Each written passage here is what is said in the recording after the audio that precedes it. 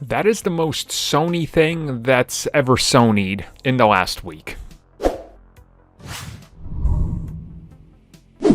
Pretty soon, Netflix is going to be releasing Charlize Theron's upcoming The Old Guard, which is directed by Gina Prince Baywood. Now, if her name sounds familiar, for those of you that have at least been at this channel for a while, you should know that she was attached to direct the now delayed / possibly cancelled, but at the time in development, Silver Sable and Black Cat film. Now she opens up a little bit more to Total Film about her time on the film and what they were trying to do and some of Sony's issues with Spider-Man specific spin-offs. So she says, without going too far into it, that she really loves these two characters, who they are, and how she formed a story that brings them together and how they work together. Now, at the same time, she talks about the success of the Spider-Man films, and specifically how Sony was undecided if they were in fact going to be using Spider-Man in them or not, and this involving any film that Sony is developing.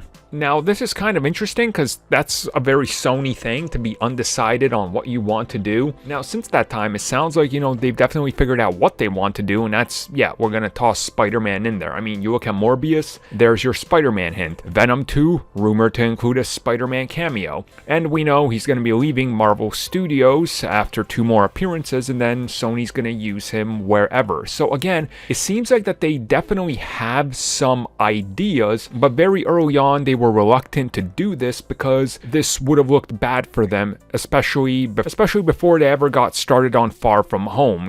That could have caused some major problems between the two studios. But now it looks like it's all changed. But then again, who really knows what they're coming up with and what their ideas are going to be? I mean, Sony, more than any studio out there, is literally just changing with the tide. Like, if something works, they'll just put full focus on that, and if something else ends up coming along that might work, they'll go straight to that and ignore the other thing. So realistically, I think they figured out Spider-Man now, but it really wouldn't surprise me if they're still trying to decide what to do with them, because let's be honest, there could be a scenario where Tom Holland's contract runs out and he doesn't want to re-sign it with them unless it involves Marvel Studio, which could realistically happen, and then Sony's left to reboot again or recast, and they don't want to find themselves in that same position again.